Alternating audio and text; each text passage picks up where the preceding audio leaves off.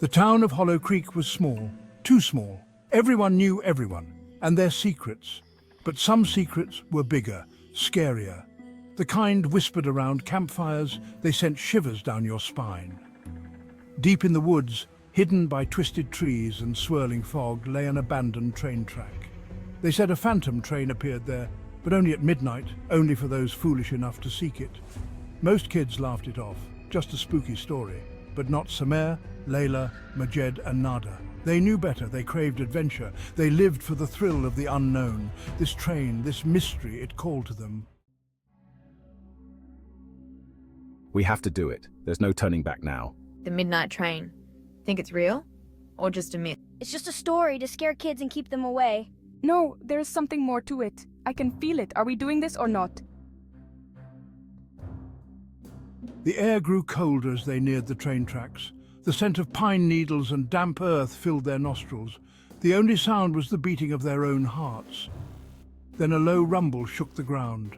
Out of the fog, it emerged. The midnight train. Not gleaming steel, but rough black metal, as if forged in darkness itself. The engine, a monstrous skull, its eyes glowing with an eerie green light. Terror threatened to consume them, but they had come too far to turn back. With a shared look, they climbed aboard. The train lurched forward the instant their feet touched the first carriage. The carriage door slammed shut behind them.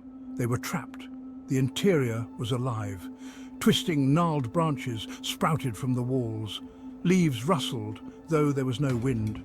They were in a forest, but not any forest. This one hummed with unseen energy. This is the forest of fears. Each path leads to your deepest terror. Confront it or be consumed. The ground trembled. Before them, 4 paths split through the heart of the forest. Each one different, each one beckoning, each one terrifying. Section 5, Reflections of Doubt. In the stillness of the night, the air was thick with an unsettling silence, broken only by the distant echo of a train horn. Summer found himself on a path strewn with broken mirrors. Each step he took crunched the shattered glass beneath his feet, echoing the fragility of his own spirit. Each shard reflected a distorted image of himself. The fragments twisted his features into grotesque shapes, mocking his every move. His deepest fear, failure. It was as if the mirrors were windows into his soul, revealing the cracks and flaws he tried so hard to hide. He saw himself letting his friends down, their disappointed faces haunting him, the weight of their expectations pressed heavily on his shoulders, his dreams turning to dust. The aspirations he once held dear now seemed like distant memories, crumbling away like old forgotten photographs. Laila walked a path of whispers. The fog around her thickened, making it hard to see what lay ahead.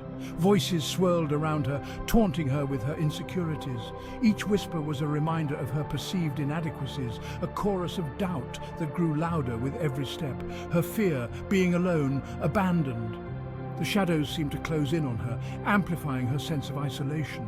The voices grew louder, threatening to drown her in their negativity. She covered her ears, but the whispers penetrated her defenses, relentless and unforgiving.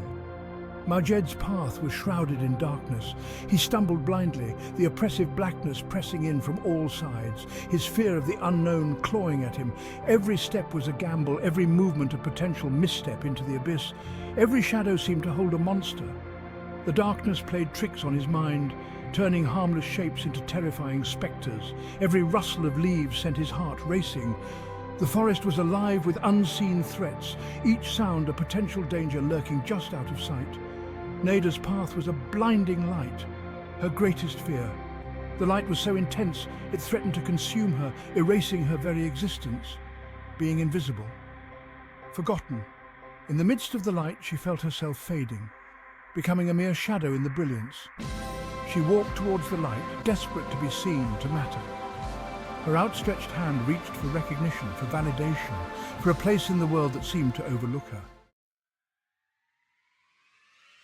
Section 6. Facing the darkness within. In the stillness of the night, the train station seemed to echo with the unspoken fears of those who had passed through. The platform, shrouded in darkness, was a fitting metaphor for the journey that lay ahead.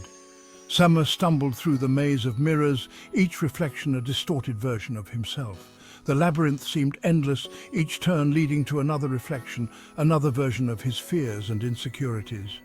He had to break free from this cycle of self-doubt. Every reflection seemed to mock him, reminding him of his past failures and the weight of his own expectations.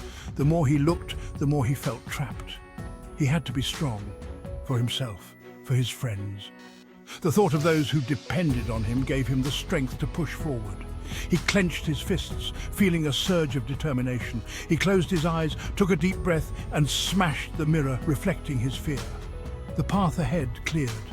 The sound of shattering glass was liberating, each shard a piece of his broken doubts. Laila fought against the onslaught of whispers.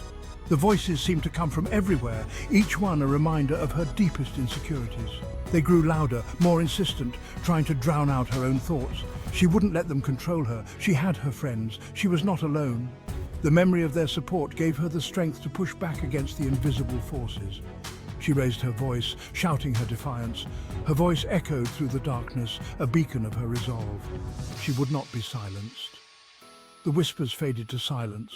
Her path continued.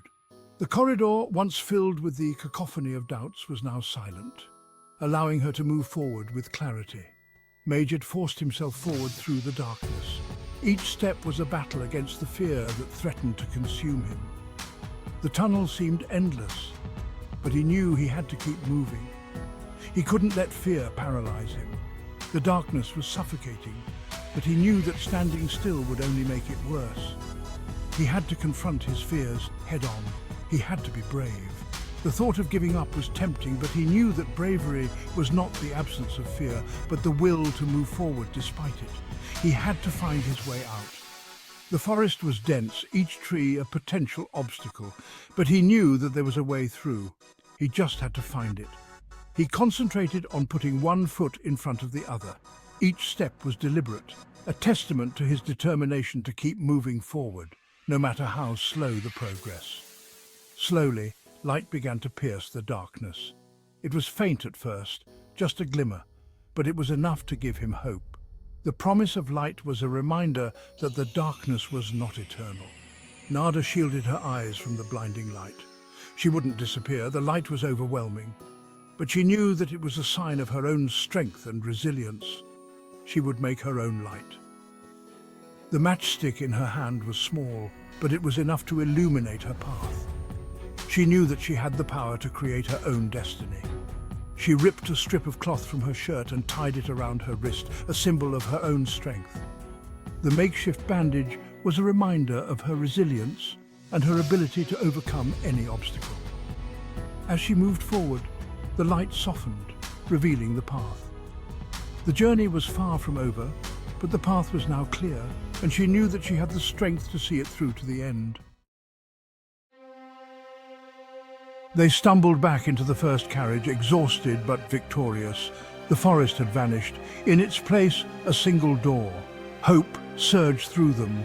This was their way out, but the creature of vines blocked their path. Only 3 may pass, it hissed. One must remain, a sacrifice for freedom. They looked at each other, their faces etched with horror.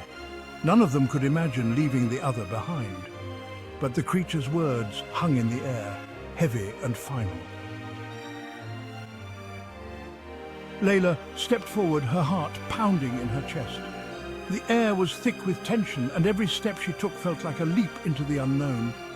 Her eyes shone with a strange resolve, a mix of fear and determination. She knew what she had to do, even if it meant facing the unimaginable. I'll stay, she said, her voice trembling slightly but filled with conviction. The weight of her decision hung heavily in the air. No! They cried out in unison, their voices echoing through the dark woods. Desperation and fear gripped their hearts. It's the only way, Laila insisted, her voice steadying as she spoke. She knew there was no turning back now. She turned to them, a sad smile gracing her lips. Go. Don't forget me, she whispered, her eyes pleading with them to understand. The group hesitated, their hearts breaking at the thought of leaving her behind. But they knew they had to honor her wish. Before they could argue further, the creature of vines slithered forward, its presence sending chills down their spines. It wrapped Laila in its thorny embrace, dragging her towards the shadows. The door swung open with a creak, and the train's whistle screamed, piercing the night. With heavy hearts, Samer, Majed and Nada stepped through the door, their minds racing with thoughts of Layla's bravery. The train lurched violently, throwing them onto the familiar ground of the woods. The impact left them disoriented, but they quickly gathered themselves. They lay there for a moment, catching their breath, the image of Layla's sacrifice seared into their minds. The forest around them seemed to whisper her name, a haunting reminder of the price she paid. The sun was beginning to rise, casting long shadows through the trees. They made their way back to Hollow Creek, their silence heavy with grief and gratitude. They would never forget Layla. Her sacrifice had saved them. Life in Hollow Creek resumed its normal rhythm. But for Sama, Majed and Nada, nothing would ever be the same. They carried the weight of that night, the memory of the midnight train, and the sacrifice Layla had made. They knew the train still came to Hollow Creek every midnight, waiting for those brave enough or foolish enough to seek it out. They never spoke of the train again, but they knew deep down that they were bound to it. They had faced their fears, confronted their weaknesses, and emerged changed. The midnight train had taken something from them, but it had also given them a gift.